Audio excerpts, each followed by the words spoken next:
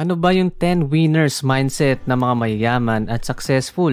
Ano ang common mindset ng mga taong winners in life? Sabi nga na winning is a state of mind. Kaya bago mag-manifest ang success, kailangan na mag-umpisa muna ito sa ating mindset. At magiging winner ka in life if you are thinking and making decisions like a winner. Importante na i-apply mo yung mga babanggitin natin na mindset. Pero before we start, i-like mo na rin ang ating video. Kaya kung handa ka na, let's go!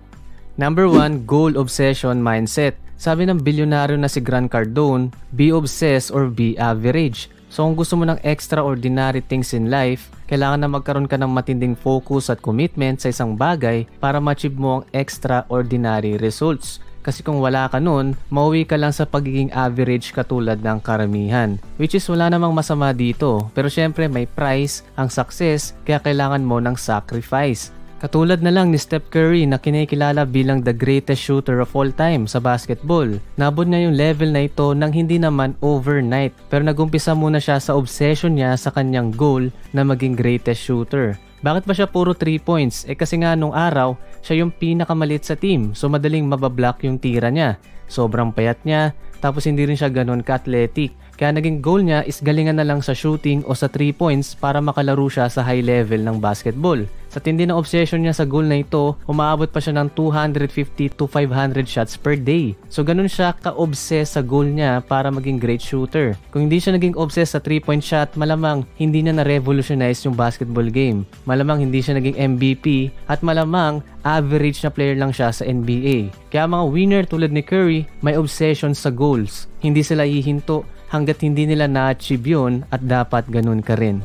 Number 2, choose hard mindset. Ang mga tao nagiging winners in life ay yung mga tao na pinipiling umalis sa comfort zone nila. They choose hard. They choose challenging things to do. Kasi karamihan ng tao ang pinipili kung ano yung madali na gawin. Kaya walang nagiging growth sa buhay nila. Like madaling manood ng TV, madaling maglaro ng games, madaling kumain ng junk food, at madaling gumawa ng excuses. Pero kukunti lang yung gumagawa ng hard o mahirap. Para sa iba, mahirap magbasa ng libro, mahirap mag-exercise, mahirap makapag-ipon, and so on. Pero pansinin nyo, lahat ng mahirap na gawin may magandang epekto sa buhay nyo. Mahirap magbasa ng libro, pero tataas naman ang knowledge mo. Mahirap mag-exercise, pero gaganda ang katawan at health mo. Compare mo yan sa madaling gawain na minensyon natin, puro negative ang dulot nito sa'yo. Kaya lahat ng winners, they choose hard. Tulad ni Elon Musk, lahat ng ginagawa niyang negosyo at project, puro mahihirap. Tingin na nga ng karamihan sa kanya, baliw. Biruin mo, gusto niyang pumunta sa Mars, gusto niya na maging electric car lahat ng kotse. Di ba may pagkabaliw na ideas yon na tila imposibleng magawa? Pero kahit napakahirap noon, ginagawa niya pa rin.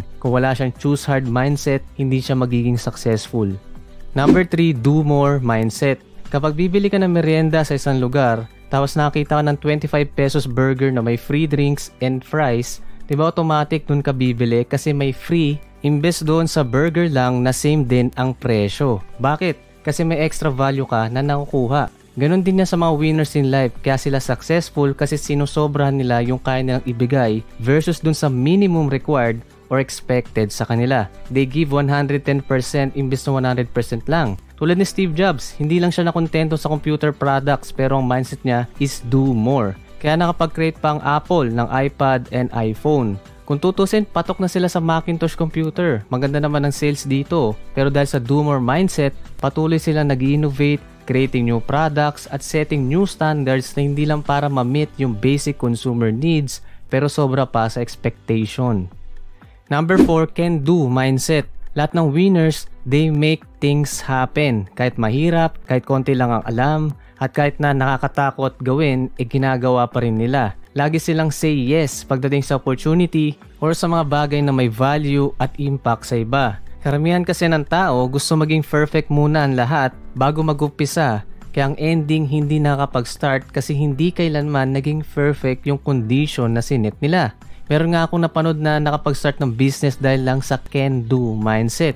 Una, inoferan siya na gumawa ng mga plant design sa isang building. Nag-say yes siya kagad, kumbaga can-do, sabi niya.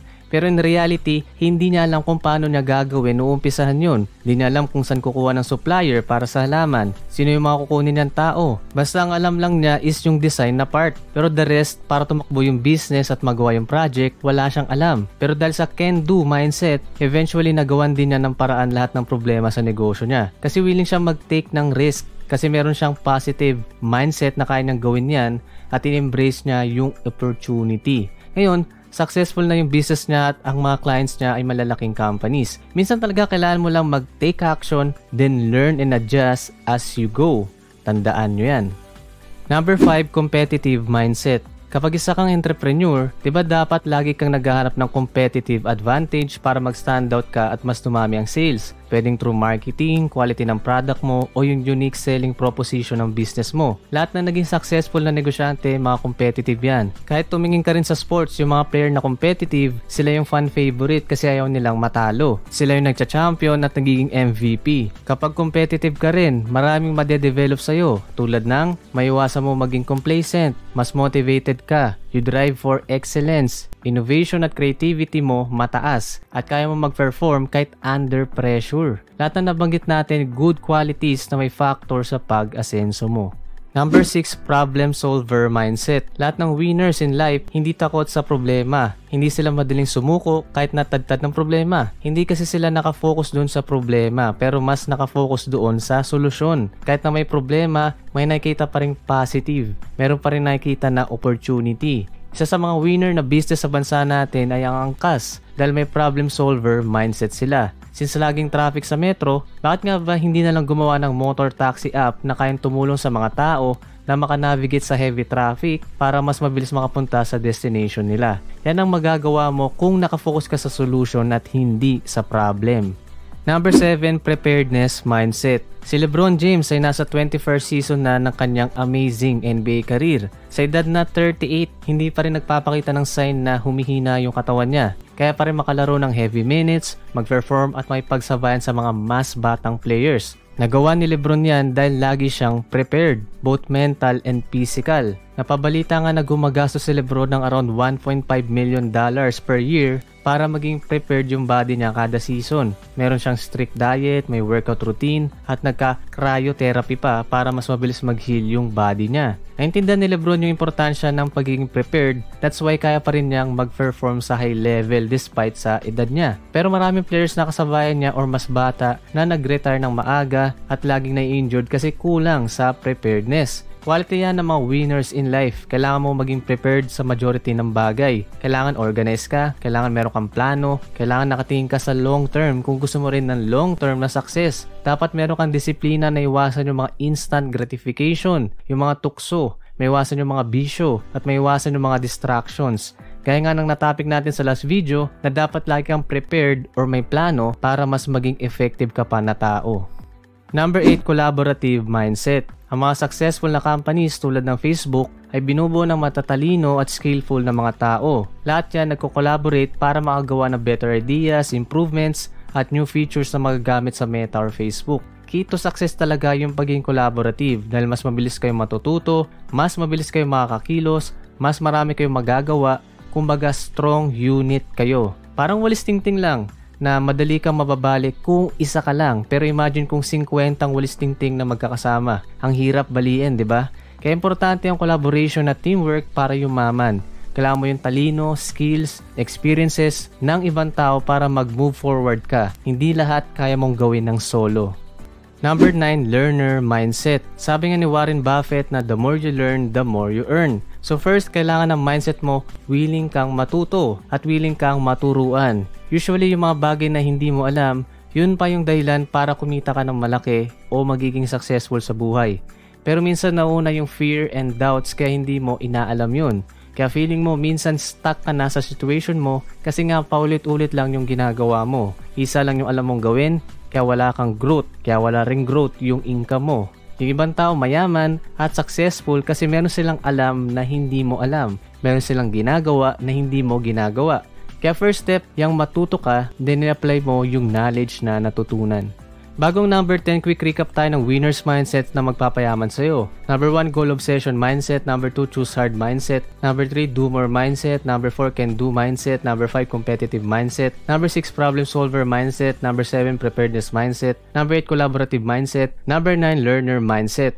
At number 10, grit mindset. Susi sa success yung pagkakaroon ng grit mindset or yung may combination ka ng passion at perseverance. Ibig sabihin matibay ka, hindi ka madaling sumuko, tapos matindi rin yung work ethic mo. Maraming entrepreneurs ang may ganitong mindset, especially yung mga galing sa hirap, yung mga rags to riches. Tulad ni Tatang Henry C. na nakipagsapalaran pa dito sa Pilipinas kahit na foreign country ito, sakay lang sa bangka. Na-experience na yung World War, nasunog yung tindahan, nalugi ang negosyo. Ang daming pagsubok pero tuloy pa rin. Hindi siya bumigay dun. Kung may great mindset ka, marami ka malalagpasan ng mga problema sa buhay na magpapatatag sa iyo at magpapayaman. Lahat na nabanggit nating mindset ay kayang i-develop. Kaya nasa iyo na kung magiging mindset winner ka, average o loser.